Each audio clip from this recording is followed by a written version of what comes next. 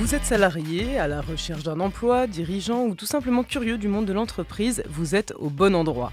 Sauf que dans ce podcast, on ne va pas vous apprendre à monter votre boîte en 10 minutes, non. On va plutôt vous parler avec nos invités de comment entreprendre différemment.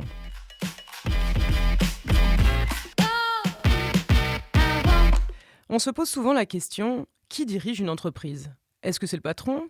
Qui gouverne en quelque sorte ? Ce sont des questions que notre invité du jour s'est posées. Frédéric Jacquelet est maintenant directeur associé de Cohésion Internationale après en avoir été le fondateur. Cohésion Internationale, c'est une société de conseil d'audit, de formation et de gestion des ressources humaines qui a pour but de changer les organisations de travail pour changer le monde afin de le rendre plus humaniste et vertueux. Fondée il y a 20 ans, elle est depuis 10 ans une société coopérative d'intérêt collectif, une SIC. Alors pourquoi ce changement de statut ? Quel intérêt ? Eh bien tout simplement pour ouvrir la gouvernance au sein d'une entreprise qui comprend aujourd'hui 22 collaborateurs. Pourtant, ça ne s'est pas fait sans quelques réticences et c'est ce que nous allons voir dans ce podcast. Bonjour Frédéric. Bonjour Chloé. Alors c'était quoi Cohésion Internationale avant d'être une SIC, une société coopérative d'intérêt collectif ? Est-ce que vous pouvez nous raconter un peu l'histoire ? Alors Cohésion Internationale, c'est une société que j'ai créée maintenant il y a effectivement un peu plus de 20 ans, qui était un cabinet conseil classique en ressources humaines. Alors déjà à l'époque basé sur la volonté de pouvoir transformer les organisations et apporter un équilibre entre motivation, performance économique, qu'on a un peu modélisé sous le terme de performance durable. Donc quelque chose de très classique qu'on trouve aujourd'hui, on va dire, des grands Big Five jusqu'au cabinet conseil spécialisé parfois. Voilà. Alors, quand est-ce que vous vous êtes posé la question de changer de modèle d'entreprise ? Est-ce que c'était pour régler des choses qui vous gênaient ou bien est-ce que vous aviez juste envie de faire autrement ?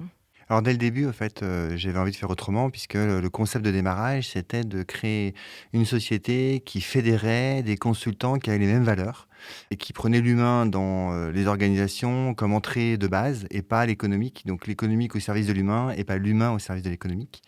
Et donc d'avoir un réseau. Donc ça s'est cherché pendant un moment sous des formes de partenaires, et jamais de franchise, mais toujours sous des formats, on va dire, un peu hybrides. Donc la philosophie était là depuis le début. Et puis au fur et à mesure d'avancer, la question de partager la gouvernance s'est posée assez vite pour moi. Et donc j'ai mis en place des modes d'action qui permettaient de la partager. Et quand on dit gouvernance, on parle aussi valeur ajoutée. Et on parle partage du capital.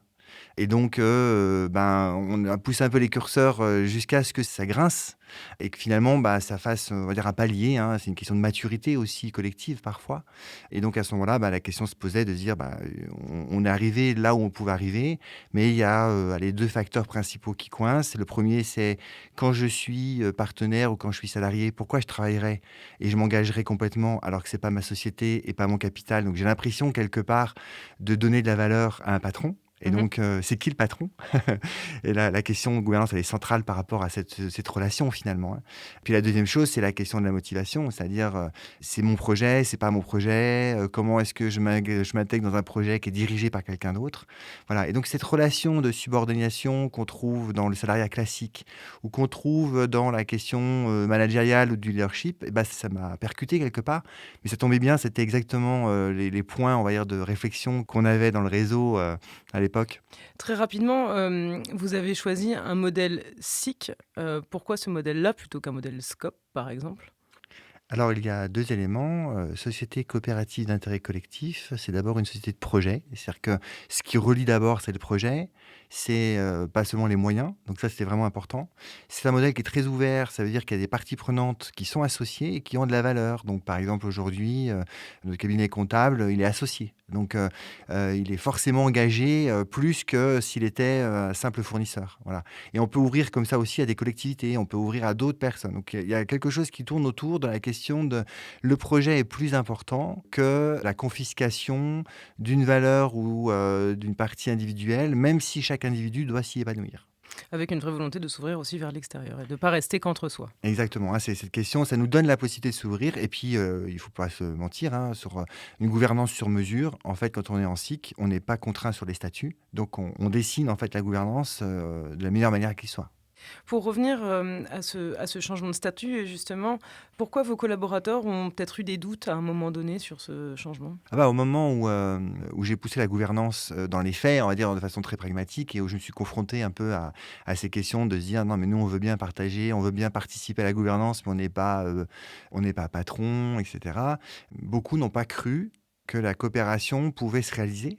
Beaucoup ont pensé que c'était une histoire de manipulation d'un dirigeant, qui, ne voulait pas, lâcher les rênes et qui voulait à un moment donné, manipuler un peu pour pas prendre sa responsabilité.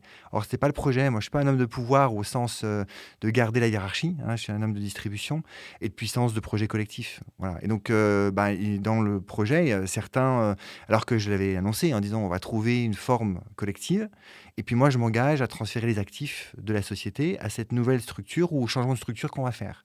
Et pareil, certains se sont dit: «Non, mais c'est pas possible», parce que je pense qu'individuellement, on n'est pas, habitué au partage. Et se dire qu'un dirigeant qui, pendant 10 ans, a accumulé de la valeur économique, en trésorerie, en actifs, et cetera, qui est capable de se dire: «Ben non, mais tout ça, ça vous appartient, parce que finalement la valeur, c'est vous qui l'avez créée» et depuis le début, je l'avais dit, mais de le faire en acte et en disant: «Je suis prêt aujourd'hui à transférer cette valeur en prenant zéro», bah, ça prend le contre-pied et donc du coup, un salarié classique parfois, il se dit: «Bah non, c'est pas possible» et puis c'est plus facile pour lui de se retrancher derrière, une non-responsabilité parce que partager, c'est aussi prendre de la responsabilité et du leadership. Et ça, c'est difficile et on n'est pas tous prêts à le faire. Déjà, pas forcément éduqués à le faire et en plus, on peut ne pas avoir confiance, en fait, dans le fait de prendre, une part de pouvoir quelque part. Bah, c'est tout l'enjeu en fait, hein. C'est l'enjeu de développer le leadership de chacun et du collectif pour justement, bah, replacer les rôles, à prendre plus de responsabilités, désacraliser les fonctions. C'est-à-dire que moi je suis passé de président directeur général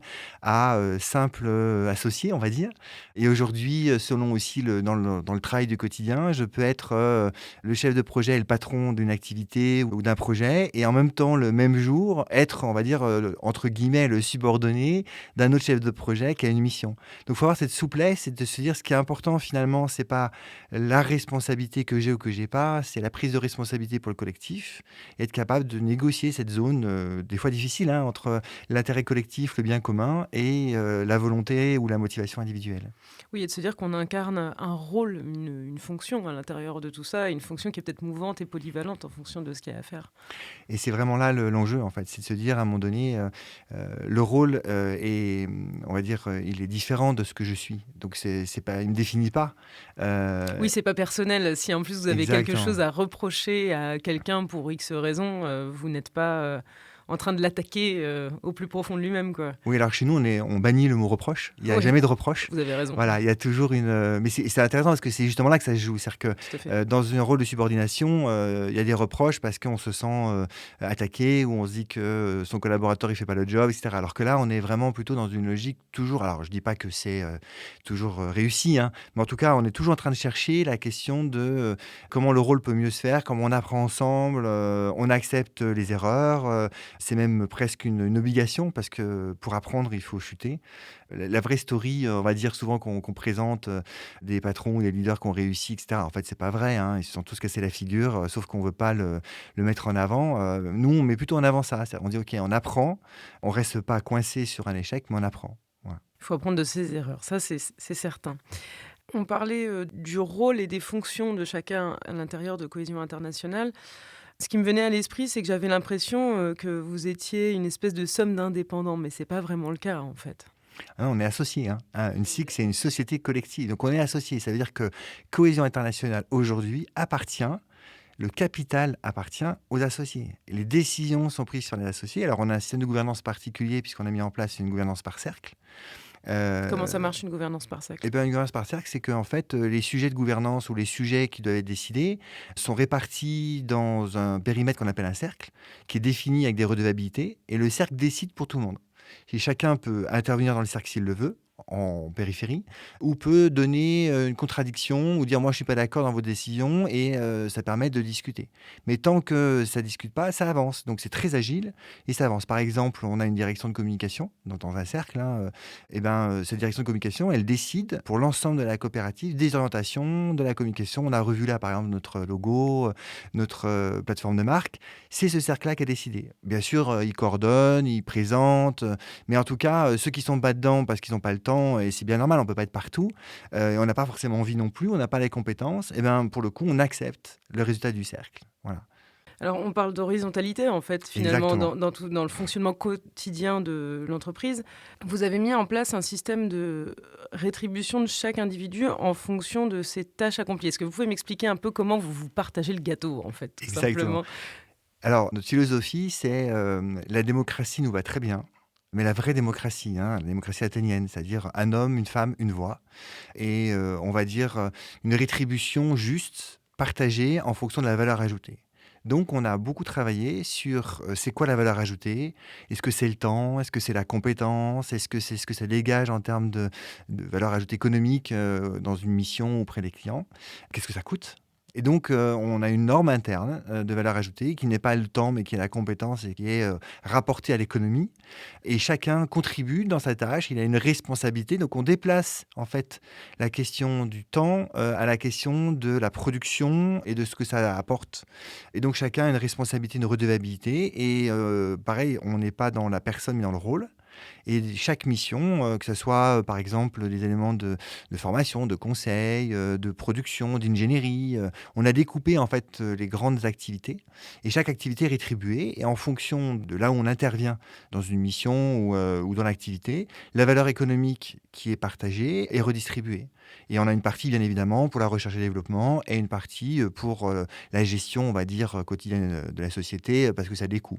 Et par exemple, sur les postes fixes administratifs, est-ce qu'il y a un salaire fixe ou pas du tout? Parce que j'imagine, la comptabilité, elle se fait, tous les mois, tous les ans, ce sont des choses, très, très récurrentes et très stables pour le coup en termes de rôle. Oui, alors on a, effectivement un salaire fixe, là pour le coup pour, les associés salariés et une transparence totale dans les rémunérations et dans la valeur ajoutée pour l'ensemble des associés. Donc tout le monde sait, ce que tout le monde gagne. D'ailleurs, quand j'ai pris la première présidence, j'avais, posé la question sous forme de petits papiers fermés de quel était, le plus petit salaire et le plus grand salaire acceptable. Voilà. J'étais surpris de voir que ça allait de 1 à 10 pour, celui qui avait mis, l'écart le plus important et l'écart le moins important, c'était moi, c'était de 1 à 2. Voilà.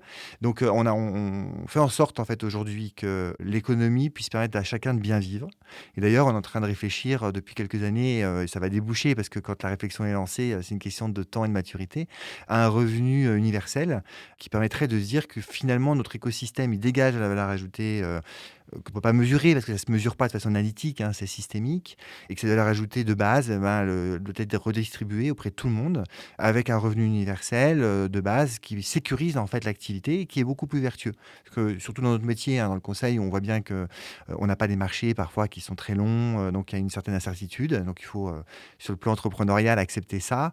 Eh bien, ça sécurise. Quand quelqu'un est sécurisé, quand il monte son activité ou même quand il est en mode, linéaire, eh bien, il est plus performant, il est meilleur. C'est meilleur pour les clients, c'est meilleur pour lui, c'est meilleur pour le groupe, c'est meilleur pour l'écosystème. Bon, finalement, c'est vertueux, quoi. C'est hyper vertueux et c'est vraiment, on va dire, une expérience qui est difficile ou en tout cas qui est longue ou qui, se travaille, hein. Ça se fait pas du jour au lendemain parce que c'est une aventure humaine, mais ça fonctionne, voilà et quand c'est mis en place, on peut toujours l'améliorer, mais on voit en termes de décisions aujourd'hui, on est capable de prendre des grandes décisions, qui nous engagent fortement, en 2 heures, avec des virages, forts. On pratique chez nous la décision par consentement, c'est-à-dire que ce sont des décisions qui se prennent à l'unanimité. Donc il y a pas de décision, structurelle majeure, ou même mineure parfois, hein, qui sont pas à l'unanimité. Voilà. Donc on a appris ça et aujourd'hui ça roule tout seul et on est nombreux et on n'a pas toujours les mêmes idées, hein, mais c'est toujours des décisions qui sont meilleures.